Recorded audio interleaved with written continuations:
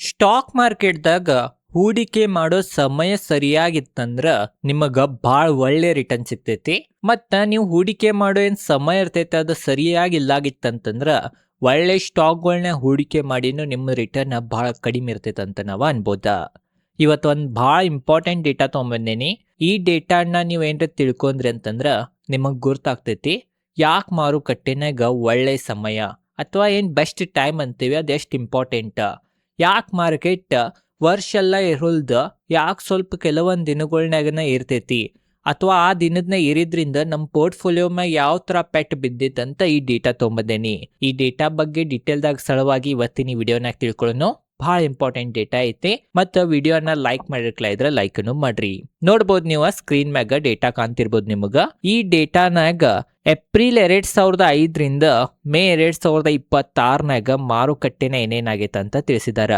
ಅತ್ರಾಗನು main ಇದೇನು 21 ವರ್ಷ ಹೇಳಿದ್ನಿ. ಈ 21 ವರ್ಷದ ಕಾಲಾವಧಿದಾಗ ಏನ್ ಬೆಸ್ಟ್ 50 ದಿನ ಇದ್ದು ಸ್ಟಾಕ್ ಮಾರ್ಕೆಟ್ದ ಅವೇನ್ರೆ ಮಿಸ್ ಆಗಿದ್ರೆ ನಿಮ್ಮ ಕಡೆ ಬೆಸ್ಟ್ 50 ದಿನ ಅಂದ್ರೆ ಅದೇನು ಬೆಸ್ಟ್ 50 ದಿನ ಮಾರ್ಕೆಟ್ ಫುಲ್ ಏರಿರ್ತೈತಿ. ಈ 21 ವರ್ಷನಾಗ ಏನು 50 ದಿನದನಾಗ ಮಾರ್ಕೆಟ್ ಫುಲ್ ಏರಿರ್ತೈತಿ ಆ ದಿನಗಳನ್ನ ಮಿಸ್ ಮಾಡ್ರೆ ಯಾವ ಥರ ನಿಮ್ಮ ಪೋರ್ಟ್ಫೋಲಿಯೋ ಮ್ಯಾಗ ಪೆಟ್ ಬೀಳ್ತೈತಂತ ಈ ಡೇಟಾ ನಮಗೆ ತಿಳಿಸೈತಿ. ಬರೀ ಈಗ ಇದ್ರ ಬಗ್ಗೆನ ತಿಳ್ಕೊಳ್ಳೋಣ. ನೋಡ್ಬೋದು ನೀವು ಭಾರತದ ಸ್ಟಾಕ್ ಮಾರ್ಕೆಟ್ದಾಗ 2005ರಿಂದ ಮೇ 2026 ತನಕ ಬೆಸ್ಟ್ 50 ದಿನ ಏನ್ರಿ ಭಾರತದ ಸ್ಟಾಕ್ ಮಾರ್ಕೆಟ್ದು ನೀವೇನ್ರಿ ಮಿಸ್ ಮಾಡಿರ ಅಂತಂದ್ರ ನಿಫ್ಟಿದಾಗ ನಿಮಗೆ ಟೋಟಲ್ ರಿಟರ್ನ್ 0.89% ಅಷ್ಟ ಸಿಕ್ತಿತ್ತ.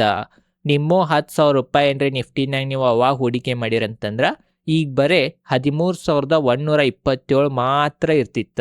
21 ವರ್ಷ ಹೂಡಿಕೆ ಮಾಡಿನೂ ಎಷ್ಟು ಕಡಿಮೆ ರಿಟರ್ನ್ ಸಿಕ್ತಿತ್ತ ಆ ಟಾಪ್ 50 ಡೇಸ್ ಮಿಸ್ ಮಾಡಿದ್ರಿಂದ ಅಂತ ನಿಮಗೆ ಈ ಒಂದು ಡೇಟಾಲಿ ಗುರ್ತಾಗಿರ್ಬೋದಂತ ನನಗನ್ನಿಸ್ತೈತಿ.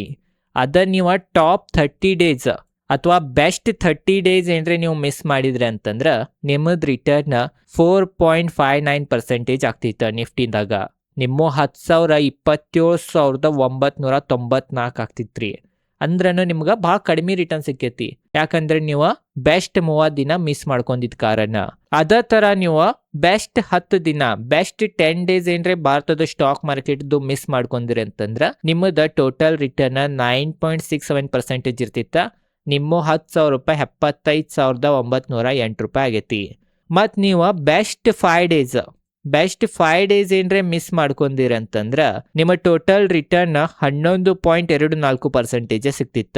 10,000 ರೂಪಾಯಿ 1,02,953 ರೂಪಾಯಿ ಆಗ್ತಿದ್ದು. ಅಂತಂದ್ರೆ ಎಷ್ಟು ಇಂಪಾರ್ಟೆಂಟ್ ನೀವು ತಿಳ್ಕೊಬೋದು. ಅದ ನೀವು ಫುಲ್ ವರ್ಷನ ಏನ್ರಿ 2025ದಿಂದ 2026 ತನಕ ಯಾವುದೂ ಡೇ ಮಿಸ್ ಮಾಡೋಲ್ದ ಫುಲ್ ಇನ್ವೆಸ್ಟೆಡ್ ಇದ್ರಿ ಅಂತಂದ್ರೆ ನಿಮ್ಮದ ಟೋಟಲ್ ನಾವು ರಿಟರ್ನ್ ನೋಡ್ರೆ 13.6% ಸಿಕ್ಕೈತಂತ ನಾವು ಅನ್ಬೋದ. ಅದ ಕಾರಣ ಇತರಲೆ ನಮಗೇನು ಗೊತ್ತಾಗ್ತೈತೆ ಅಂತಂದ್ರೆ UN ಮಾರ್ಕೆಟ್ ಏರಿದ್ದಾವ best 50 days best 30 days best 10 days best 5 days ಅವೇನ್ರಿ ದಿನಗಳ್ನಾಗ ನೀವೇನ್ರಿ ಇನ್ವೆಸ್ಟೆಡ್ ಇರ್ತಿರ್ಕಲ ಇದ್ರಿ ಅಂತಂದ್ರೆ ನಿಮ್ಮ ರಿಟರ್ನ್ ಏನೂ ಇರ್ತಿರಕ್ಕಿಲ್ಲಾಗಿತ್ತ. ಅದ ಕಾರಣ ಯಾವಾಗ ಸ್ಟಾಕ್ ಮಾರ್ಕೆಟ್ದಾಗ ಹಾಕೋದ ತೆಗಿಯೋದ ಮಾಡಬಾರ್ದು ಹಣ. ಅದೇ ಥರ ಮಿಡ್ ಕ್ಯಾಪ್ದು ಐತಿ ಸ್ಮಾಲ್ ಕ್ಯಾಪ್ದು ಐತಿ. ಅದ್ರ ಬಗ್ಗೆನೂ ಸ್ವಲ್ಪ ಈಗ ತಿಳ್ಕೊಳ್ಳೋಣ. ಮಿಡ್ ಕ್ಯಾಪ್ 150 ಇಂಡೆಕ್ಸ್ದಾಗನು ನೀವು 2005ರಿಂದ 2026ನಾಗಿನೂ ಬೆಸ್ಟ್ 50 ದಿನ ಏನ್ರಿ ಮಿಸ್ ಮಾಡ್ಕೊಂಡಿರಿ ಅಂತಂದ್ರೆ ಸ್ಟಾಕ್ ಮಾರ್ಕೆಟಿದ ಬೆಸ್ಟ್ 50 ದಿನ ಮಿಸ್ ಮಾಡ್ಕೊಂಡ್ರಿ ಅಂತಂದ್ರೆ ನಿಮ್ಮ ಟೋಟಲ್ ರಿಟರ್ನ್ 5.65% ಇದ್ದಿರ್ತಿತ್ತ. ಮತ್ತು 30 ಡೇಸ್ ಬೆಸ್ಟ್ 30 ಡೇಸ್ ಏನ್ರಿ ಮಿಸ್ ಮಾಡಿದ್ರೆ 9.16% ಇರ್ತಿತ್ತ. ಬೆಸ್ಟ್ 10 ಡೇಸ್ ಮಿಸ್ ಮಾಡಿರಿ ಅಂತಂದ್ರೆ 13.58% ಆಗ್ತಿತ್ತು ನಿಮ್ದು ರಿಟರ್ನ್. ಬೆಸ್ಟ್ 5 ಡೇಸ್ ಏನ್ರಿ ಮಿಸ್ ಮಾಡ್ಕೊಂಡ್ರಿ ಅಂತಂದ್ರೆ 15.9% ಇರ್ತಿತ್ತು ನಿಮ್ಮದು ರಿಟರ್ನ್. ಮತ್ತು ನೀವು ಫುಲ್ ಇನ್ವೆಸ್ಟೆಡನೇ ಇರ್ತೀರಿ ಅಂತಂದ್ರೆ ಆಲ್ ಡೇಸ್ ಎಲ್ಲ ದಿನಗಳನ್ನ ಇನ್ವೆಸ್ಟೆಡ್ ಇರ್ತೀರಿ ಅಂತಂದ್ರೆ ನಿಮಗೆ ಮಿಡ್ ಕ್ಯಾಪ್ ಇಂಡೆಕ್ಸ್ದಾಗ ಟೋಟಲ್ ರಿಟರ್ನ್ 17.18% ಆ್ಯನ್ಯುವಲಿ ಸಿಕ್ಕೈತಿ. ಅದ ಕಾರಣ ಟೋಟಲಿ ಇನ್ವೆಸ್ಟೆಡ್ ಇರೋದ್ರಿಂದ ಎಷ್ಟು ಬೆನಿಫಿಟ್ ಆಗ್ತೈತೆ ಅಂತಲೂ ನಮಗೆ ಈ ಡೇಟಾ ತಿಳಿಸತೈತಿ. ಅದೇ ಥರ ಸ್ಮಾಲ್ ಕ್ಯಾಪ್ 250 ಇಂಡೆಕ್ಸ್ ಅದನ್ನು ನೀವು ಪರ್ಫಾರ್ಮೆನ್ಸ್ ನೋಡ್ಬೋದಾ. ಏನು ಏಪ್ರಿಲ್ 2005ದಿಂದ ಮೇ 2026 ತನಕ 21 ವರ್ಷನಾಗ ನೀವು ಏನ್ರಿ ಬೆಸ್ಟ್ ಭಾರತದ್ದು ಸ್ಟಾಕ್ ಮಾರ್ಕೆಟ್ದು ಬೆಸ್ಟ್ 50 ದಿನ ಏನ್ರಿ ನೀವು ಮಿಸ್ ಮಾಡ್ಕೊಂಡ್ರಿ ಅಂತಂದ್ರೆ ಸ್ಮಾಲ್ ಕ್ಯಾಪ್ 250 ಇಂಡೆಕ್ಸ್ನಾಗ ನಿಮಗೆ ರಿಟರ್ನ್ 4.87% ಆ್ಯನ್ಯುವಲಿ ಸಿಕ್ತಿತ್ತ. ಅದೇ ಥರ 30 ದಿನ ಮಿಸ್ ಮಾಡ್ಕೊಂಡಿರಿ ಅಂತಂದ್ರೆ 8.22% ಸಿಕ್ತಿತ್ತು. 10 ದಿನ ಮಿಸ್ ಮಾಡ್ಕೊಂಡ್ರಿ ಅಂತಂದ್ರೆ ಬೆಸ್ಟ್ 10 ದಿನ ಮಿಸ್ ಮಾಡ್ಕೊಂಡ್ರೆ ನಿಮ್ದು ರಿಟರ್ನ್ 17.44% ಆಗ್ತಿತ್ತು, 12.44%. ಅದೇ ಥರ ಭಾರತದ ಸ್ಟಾಕ್ ಮಾರ್ಕೆಟ್ ಬೆಸ್ಟ್ 5 ಡೇಸ್ ಏನ್ರೆ ಮಿಸ್ ಮಾಡ್ಕೊಂಡ್ರಿ ಅಂತಂದ್ರೆ ಸ್ಮಾಲ್ ಕ್ಯಾಪ್ ಇಂಡೆಕ್ಸ್ನಾಗ ನಿಮಗೆ 13.82% ರಿಟರ್ನ್ ಸಿಕ್ಕೈತಿ. ಮತ್ತು ಫುಲ್ 21 ವರ್ಷ ತನಕ ಫುಲ್ ಯಾವುದೂ ಡೇ ಹಕ್ಕೋ ತೆಗೆಯೋದು ಮಾಡೋಲ್ದ ಫುಲ್ ಇನ್ವೆಸ್ಟೆಡೇ ಇದ್ರೆ ಅಂತಂದ್ರೆ ನಿಮ್ಗೆ ಇಯರ್ಲಿ ಅಥವಾ ಆ್ಯನ್ಯುವಲಿ ನಿಫ್ಟಿ ಸ್ಮಾಲ್ ಕ್ಯಾಪ್ 250ದಾಗ 15.8% ರಿಟರ್ನ್ ಸಿಕ್ಕೈತಿ. ಈ ಡೇಟಾಲಿ ನಮಗೆ ಏನೇನು ಗೊತ್ತಾಗ್ತೈತಿ, ನಾವೇನು ಕಲಿಬೋದು ಅಂತ ಈಗ ತಿಳ್ಕೊಳ್ಳೋದು. ಇದ್ರ ಬಗ್ಗೆ ನಿಮಗೆ ಗೊತ್ತಾ ಇರ್ಬೋದು.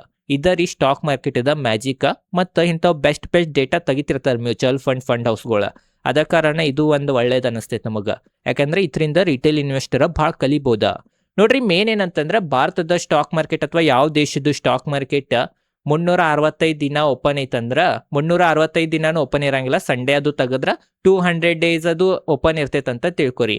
ಆ 200 ಡೇಸ್ ನಾ ಕರೆಕ್ಟ್ ಲೆಕ್ಕ ಇಲ್ಲ ನನ್ನ ಕಡೆ, ಆದ್ರೆ 200 ಡೇಸ್ ಹಿಡಿಯೋನು. 200 ಡೇಸ್ನಾಗ ಮಾರ್ಕೆಟ್ ಹೆಚ್ಚ ಏರಂಗಿಲ್ಲ, ಒಂದ ಲೆವೆಲ್ ಮ್ಯಾಗ ಈ ಥರ ಮ್ಯಾಕಳಗ್ ಮಾರ್ತೈತಿ ಅಥವಾ ಕುಸಿತೈತಿ. ಬಟ್ ಕೆಲವೊಂದನೇ ಇವು ಏನು ಬೆಸ್ಟ್ 50 ಡೇಸ್ 30 ಡೇಸ್ ಇರ್ತಾವ, ಅವಾಗ ಮಾರ್ಕೆಟ್ ಏನು ಇಷ್ಟೆಲ್ಲ ಸೈಡ್ ವೇ ಬೀಳೋದೆಲ್ಲ ಮಾಡಿ ಒಮ್ಮೆ ರಿಕವರಿ ತೋರಿಸ್ತೈತಿ. ಇದು ನಿಮಗೆ ತಿಳಿಲ್ಲ ಅನ್ನಿಸ್ತೈತಿ, ಇನ್ನೊಂದ್ಸಲ ತಿಳಿಸ್ತೇನೆ, ತಿಳ್ಕೊರಿ.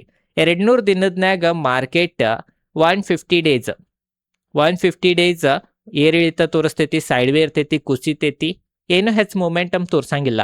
ಬಟ್ ಉಳಿದಿದ್ದು ಏನು 50 ದಿನ ಅದು ಇರ್ತಾವಲ್ಲಿ ಭಾಳ ಮೊಮೆಂಟಮ್ ತೋರಿಸ್ತೈತೆ ಅಂತ ನಮಗೆ ಈ ಡೇಟಾ ತಿಳಿಸ್ತೈತಿ.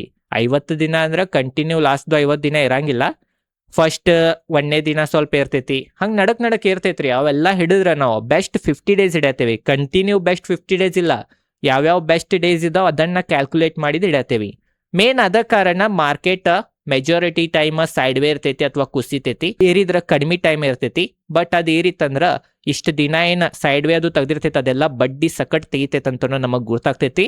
ಮತ್ತೊಂದು ಏನಂತಂದ್ರೆ ಯಾವಾಗ 50 ಡೇಸ್ ಬರ್ತೈತಿ, ಯಾವಾಗ ಬೆಸ್ಟ್ 50 ಡೇಸ್ ಅಥವಾ ಬೆಸ್ಟ್ ಡೇಸ್ ಯಾವಾಗ ಇರ್ತಾವಂತ ನಾವು ಹೇಳಕ್ ಬರಂಗಿಲ್ಲ ಸ್ಟಾಕ್ ಮಾರ್ಕೆಟ್ದಾಗ.